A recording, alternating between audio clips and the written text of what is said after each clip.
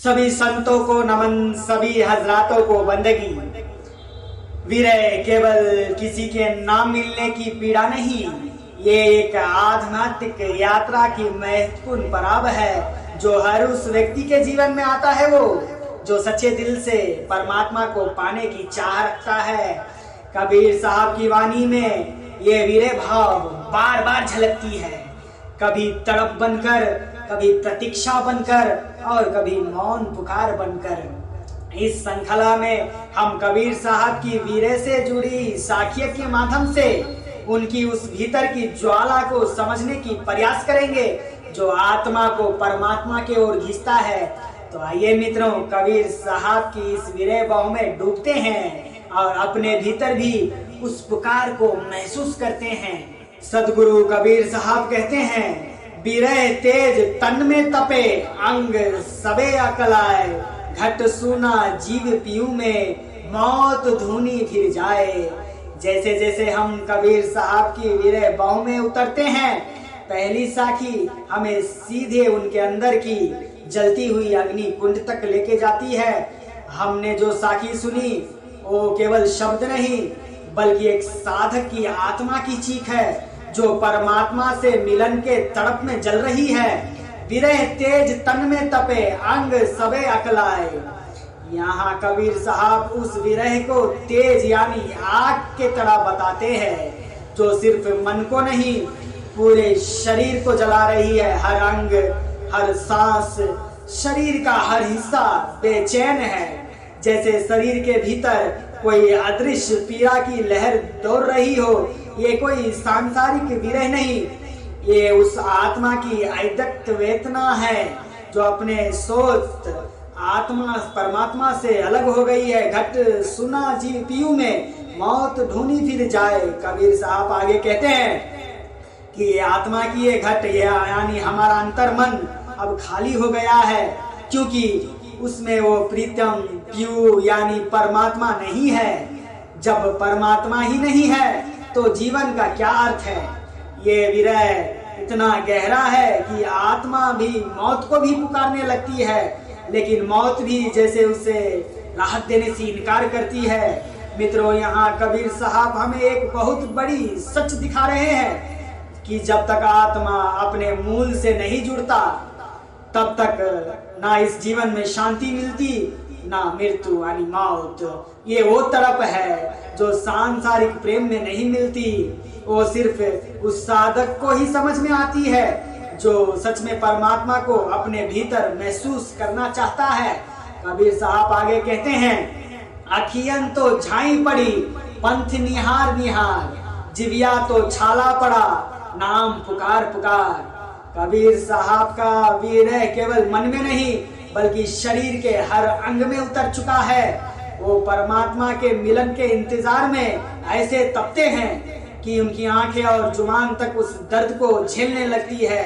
वो कहते हैं, अखियन तो झाई पड़ी, पंथ निहार निहार, जिविया तो छाला पड़ा, नाम पुकार पुकार। अर्थात आंखें इतनी देर तक रास्ते निहारते रही कि उनमें अब धुंध छा गई है।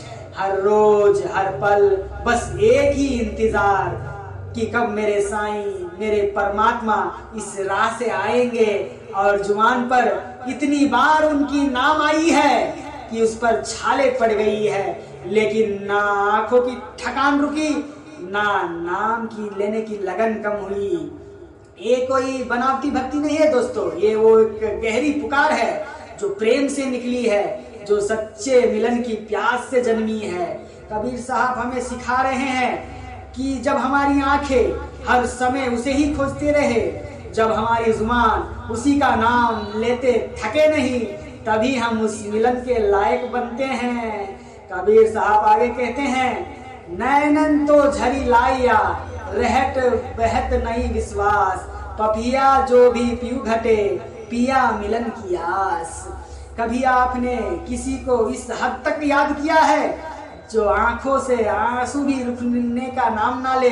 बस उसी भाव को कबीर साहब ने अपनी साखी में रखा है। वे कहते हैं, नैनन तो झरी लाइया, रहत भहत नहन निश्वास, पपिया जो भी पीऊ घटे, पिया मिलन की आस। मतलब मेरी आंखों से आंसू ऐसे बहते रहते हैं जैसे कोई रहट रात दिन पानी निकाल रहा हो, वो कभी नहीं रुकते। और उस दर्द में, उस प्यास में मैं बिल्कुल उस पपीहे की तरह हो गया हूँ जो पीयू पीयू की रट लगाए बस एक ही बूंद पानी के आस में तड़पता रहता है। मित्रों, यहाँ पीयू केवल पानी नहीं बल्कि परमात्मा का प्रतीक है। वो मिलन, वो अनुभव जो आत्मा को पूर्ण करता है। कबीर साहब इस साखी में हमें ये दिखा रहे हैं कि जब सच्चा विरह होता है तब आंखें खुद पर खुद बरसती है, मन खुद पर खुद पुकारता है और उस मिलन के आशा ही जीवन बन जाती है। कबीर साहब आगे कहते हैं, विरह बड़ा बैरी भया, हृदय धरे ना धीर, सूरत सनही ना मिले, तब लगी मिटे ना पीर। जब विरह की आग उतनी तेज हो जाती है तो ये हमारी दिल को बिल्कुल भी चैन नहीं देती। कबीर साहब कहते हैं, विरह बड़ा बैरी भयो, हृदय धरे ना धीर, सूरत सनही ना मिले, तब लगे मिटे पीर। मतलब विरह हमारा सबसे बड़ा दुश्मन बन जाता है। दिल में एक अजीब सी बेचैनी बनी रहती है जो कभी शांत नहीं होती। जब हमारा अपना प्रिय सूरत सनेही, वो परमात्मा भी हमारे पास नहीं होता तो वो दर्द, वो पीड़ा खत्म होने का नाम नहीं लेती। मित्रों, ये साखी हमें ये समझाती है कि विरह सिर्फ एक कष्ट नहीं बल्कि वो भीतर की एक लड़ाई है जो हर साधक के दिल में चलती है। जब तक हम उस अपने से जुड़ाव की महसूस नहीं करते तब तक ये पीड़ कम नहीं होती। कबीर साहब आगे कहते हैं, बिरहीन उबिन पंथ सिर, पंथनी पूछे धाय, एक शब्द कहूँ पीऊ का, कब्रे मिले आएंगे आए। जब कोई आत्मा प्रभु के मिलन से विरह में जलती है तो पूरी तरह से वो उस रास्ते पर झुक जाती है जहाँ से उनको उनकी प्यारे से मिलन होती है। कबीर साहब कहते हैं, बिरहन उबिन पंथ सिर, पंथनी पूछे ध्याय, एक शब्द कहूँ पीऊ का, कब्रे मिलेंगे आई। मतलब विरह में जली हुई आत्मा ने अपना सिर पूरी तरह से उस पंथ पर रख दिया है जहाँ से मिलन के उम्मीद है। राह चलने वाली आत्मा पंथनी भी बार बार पूछती है, एक बार तो कह दो, कब्रे आएगा मेरा प्यारा, कब्रे होगा मेरा वो मिलन। यहाँ पीयू से तात्पर्य है हमारे दिल के मालिक से, हमारे परमात्मा से। ये साखी हमें याद दिलाती है कि विरह में जलती हुई आत्मा पूरी लगन से जब उस रास्ते पर चलती है तब मिलन की प्यास और भी बढ़ जाती है। ये वो सवाल है जो हर साधक के मन में उठता है, कब रे आएगा वो क्षण जब हम उस परमात्मा से मिलेंगे, उस खुदा से मिलेंगे। कबीर साहब आगे कहते हैं, बहुत दिनन की जाऊती रटत तुम्हारो नाम, जीव तरसे तो मिलन को मन नाही विश्राम। यहाँ कबीर साहब हमें बताते हैं कि सच्चा विरह और प्रेम सिर्फ बाहरी रिश्तों और सांसारिक चीजों में सीमित नहीं होती। ये तो अनमोल मिलन की तरफ है जो आत्मा और परमात्मा के बीच होता है। बहुत दिनन की जावती रटत तुम्हारो नाम, ये दर्शाता है कि ये साधक निरंतर दिन रात अपना प्रभु का नाम जपता रहता है। नाम जब उसका जीवन बन जाता है, उसकी आत्मा का संजीवनी स्तोत्र बन जाता है। जीव तरसे तो मिलन को, ये आत्मा की गहरी तरफ है जो परमात्मा से मिलने के चाह जताती है। जैसे प्राणी जल के बिन मर जाता है, वैसे ही आत्मा अपने सच्चे स्वामी से मिलने को तरसते रहती है। मन नाही विश्राम, यह बताता है कि साधक का मन कभी चैन से नहीं बैठता, क्योंकि वो उस मिलन की अवस्था की पाने के लिए बेचैन रहता है जहाँ वो अपने आत्मा के स्वामी से एक आकार हो सके। ये तरफ ही आध्यात्मिक यात्रा की असली पहचान है, जिसके बिना सच्चा प्रेम और भक्ति पूरी नहीं होती। ये विरह हमें खुद की सीमाओं से बाहर निकालकर हमारे अंदर के सच्चे प्रेम को जगाता है और अंततः वो हमें उस परमात्मा के निकट लेके जाता है। कबीर साहब आगे कहते हैं, विरह भुजंग मतंग दशा, मंत्र ना लागे कोई, नाम वियोगी ना जिए, जिए तो बाबुर होई। जब विरह की आग उतनी तेज हो जाती है तो हमारा पूरा शरीर जैसे किसी सांप के डसने का दर्द महसूस करता है। कबीर साहब कहते हैं, विरह भुजंग मतंग दशा, मंत्र न लागे कोई, नाम वियोगी ना जिए, जिए तो बाबुर होई। मतलब विरह की पीड़ा इतनी तीव्र है कि सांप के डसने की जैसा शरीर कष्ट सह रहा है। वो उस दर्द में कोई भी मंत्र, कोई भी उपाय काम नहीं होता है। जो नाम से दूर रहता है, जो अपने प्रीतम से बिछड़ा होता है, वो जी नहीं पाता है, और अगर जीता है तो वो पागल जैसा हो जाता है। मित्रों, ये साखी हमें ये समझाती है कि सच्चा विरह केवल मन को नहीं, पूरे अस्तित्व को हिला के रख देती है। और जब तक हम उस नाम, उस प्रेम से नहीं जुड़ पाते, हमारा जीवन अस्थिर और व्याकुल रहता है।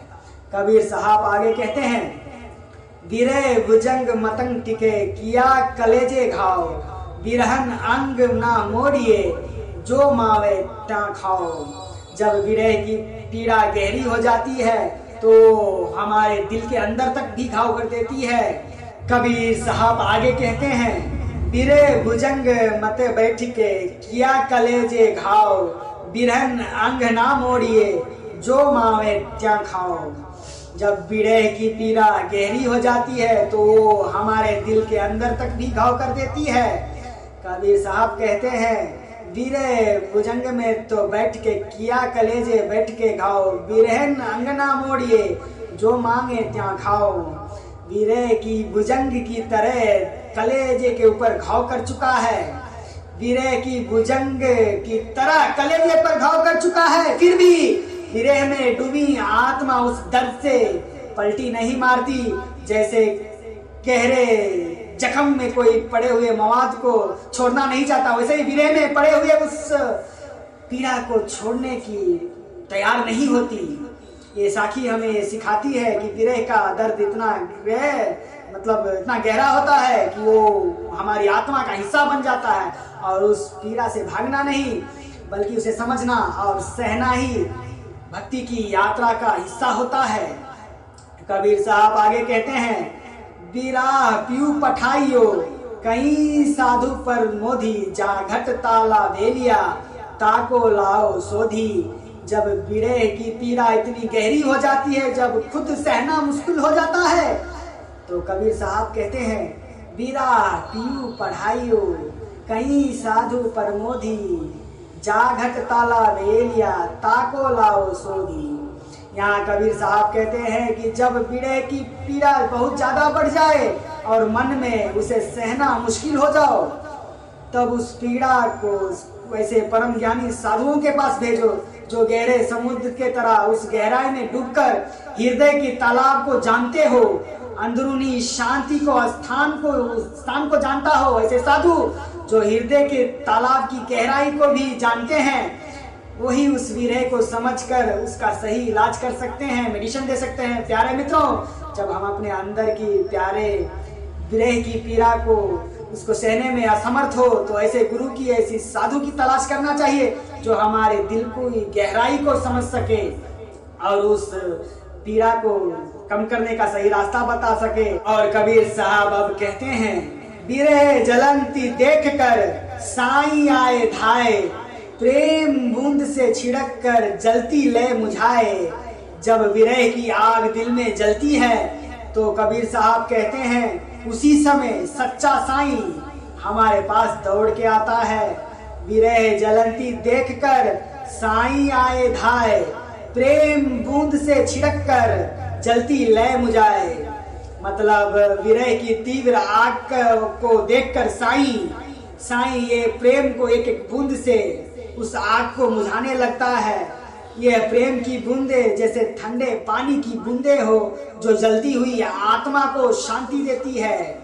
मित्रों, ये साखी हमें सिखाती है कि जब भी हमारा मन विरह में जलता है तो परमात्मा का प्रेम हमारे लिए राहत लेकर आती है। वो हमारे दर्द को समझता है और धीरे धीरे हमारे अंदर की आग को बुझाता है। जैसा हमने देखा, विरह सिर्फ एक दर्द नहीं बल्कि हमारे आत्मा की उस गहरी तड़प का नाम है जो हमें हमारे सच्चे प्रेम, हमारे परमात्मा से मिलाने की जरिया बन सकती है। कबीर साहब ने कहा है कि विरह की आग में जब साईं का प्रेम बरसता है तो वो आग धीरे धीरे बुझने लगती है और हमारे मन को सच्ची शांति मिलती है। इसलिए अगर आपके जीवन में भी अगर विरह का दर्द है तो उससे घबरा कर ना देखे, ना छुपाए, उस विरह को हमारे अपनी भक्ति के हिस्सा समझे और उस तरफ को अपने अंदर की प्रेम की ताकत बना ले, क्योंकि यही विरह हमारे परम प्यारे के करीब लेके जाती है, जहां मिलन होता है अनंत प्रेम का, अनमोल सुकून का। तो चलिए इस विरह की राह पर चलते हुए कबीर साहब की इन साखियों से प्रेरणा लेकर हम भी अपने अंदर की आग को प्रेम की बूंदों से बुझाए और अपने जीवन को उस सच्चे मिलन के ओर बढ़ाए। अगर आप वीडियो की इस आखिरी हिस्से में आ गए हैं, इसका अर्थ है आप निसंदेह भक्ति की यात्रा की प्रतीक है।